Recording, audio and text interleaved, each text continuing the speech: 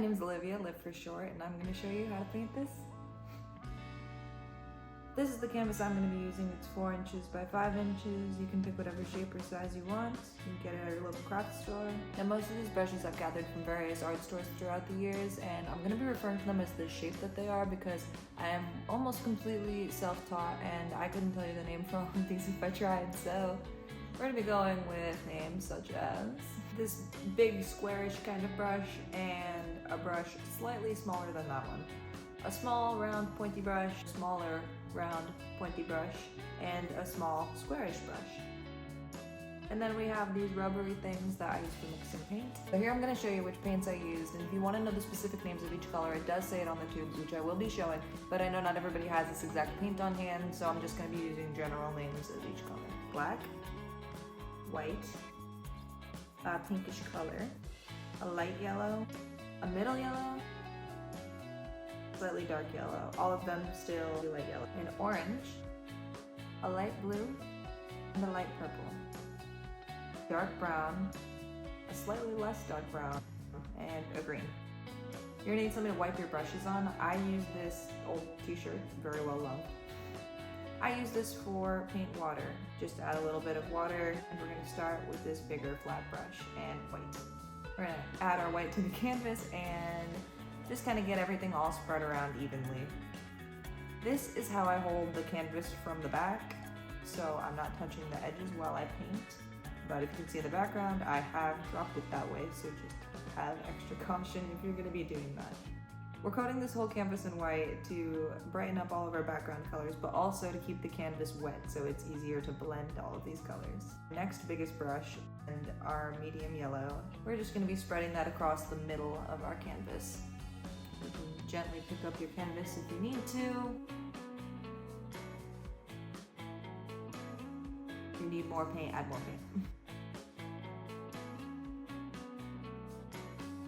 I grab our orange, add that just below the yellow, slowly mixing it up and down so it blends out evenly throughout.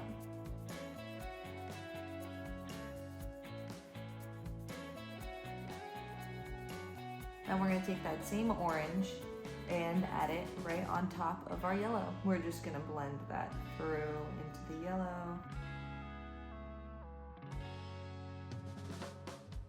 We're going to take our pinkish color and add it on in underneath the orange. Now something that I did here was I took the brush and on one side of the brush I dipped in the orange paint and the other side I dipped into the pink paint. And lining it up on the canvas with the orange side on the orange side and the pink side on the pink side, I just kind of go back and forth like that and back and forth and back and forth and back and forth until it blends through evenly. I didn't really show that and I wanted to explain it. So we're just going to be blending everything through really, really nicely.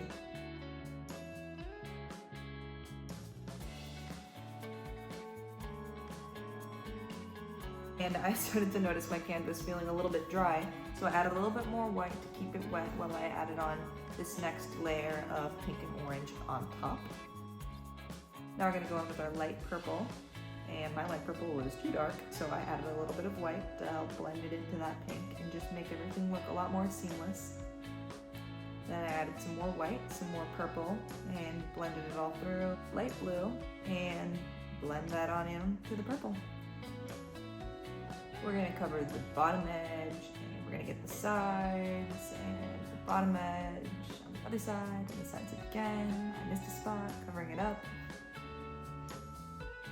We're going to take our lighter brown and this small squarish brush with a relatively light hand.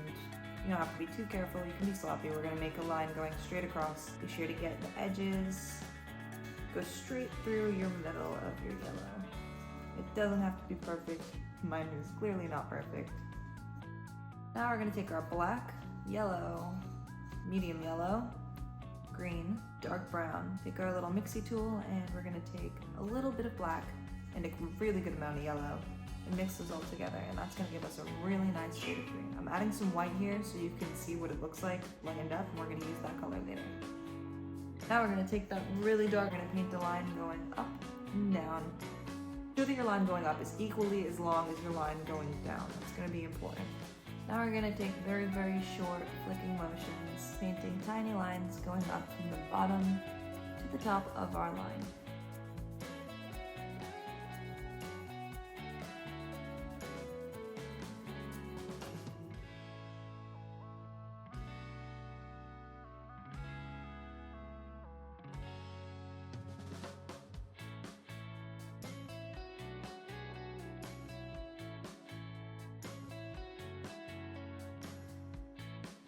And that is our first tree with its reflection.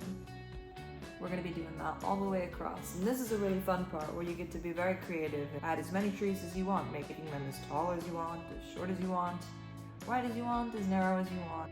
Just being sure that every time you add a tree, it's equally as tall on the top as it is on the bottom. You don't have to make the shapes match completely, but just be sure to get the height generally the same.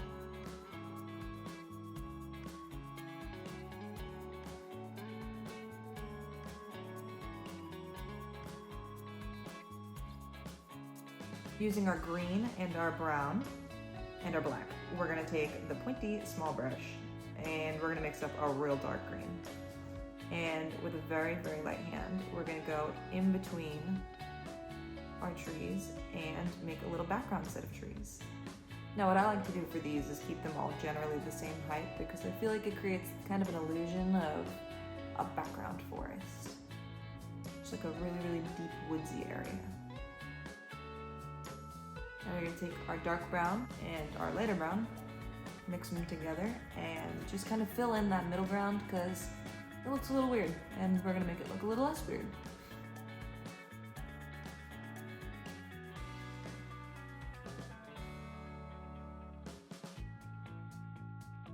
This is an exciting point in the painting where you get to decide which part you want to be the top and which you want to be the bottom. So what you're going to do is you're going to look at your trees and decide if you like the top row better or the bottom row better, which one looks cleaner and just nicer to you. And then that's your top row of trees. The bottom side we're going to not worry about as much. The top we're going to keep neat and tidy. The bottom side is going to be a little messier because that's going to be its reflection. With both our lightest yellow and our medium yellow, black, we're going to take the pointy brush and we're going to go back over all of these foreground trees.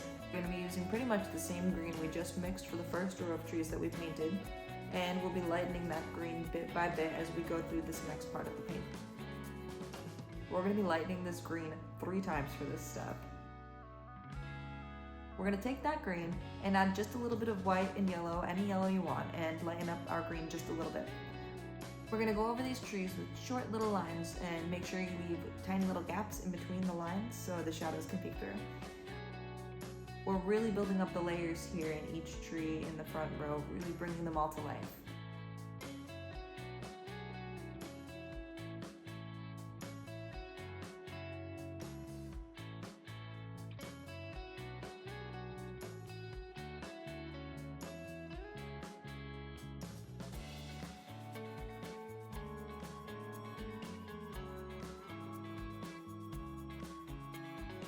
Now this is another fun part of this painting where you're going to get to really have fun and be creative. You can mix up a bunch of different shades of green. Take your skinniest brush you have. I might have forgotten to show this brush in the beginning.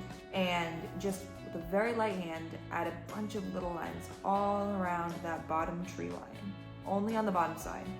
And try your best not to go too far down because these are going to be our ripples in our reflection.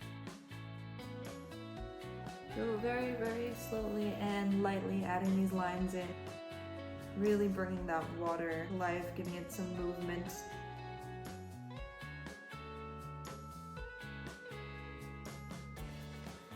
Darker brown, lighter brown, and white. And our small squarish brush. So now we're painting the ground. Literally we're painting dirt. We're going to use a dark brown that we just mixed together and paint that all the way across the bottom edge and half of our canvas.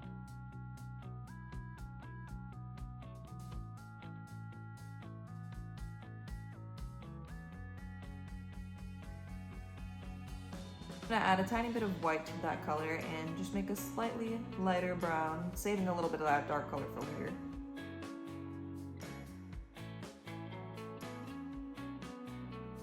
We're going to add a little bit more white, and on the parts that feel the lightest, just add a little bit more of a highlight.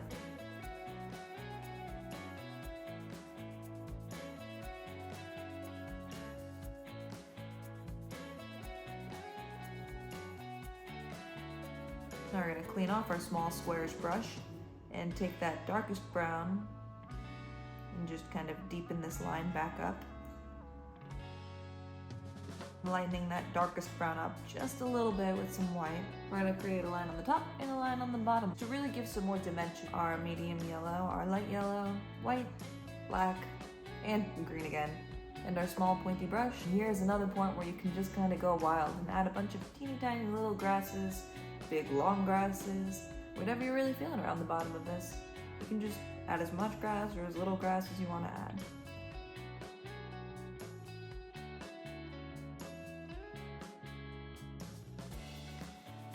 Our slightly bigger round pointy brush and our dark brown and our medium brown. Very light hand, we're gonna go in and we're gonna start painting some branches. Now you can make these branches as long as you want, as short as you want. You can make as many or as little as you want. Be sure that the ends of your branches are the thinnest points of them and they get thicker as they go back into the tree.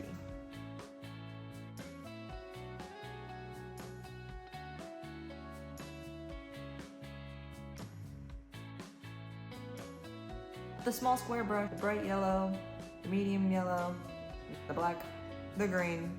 We're gonna take just a little bit of paint on the brush and use just the corner of it. Very, very light hand. And just start tapping around the end of the branches, adding some leaves in there. You can add all kinds of leaves, big, small, whatever you really want. But we're gonna go in with a darker green and start adding that into here. Then once you get that darker green added in there, you can kind of just go in with whatever greens you feel like and start connecting the dots. If you feel like there's another area where you need something else, just throw another branch in there. Add some more leaves, do whatever you want. This is your painting.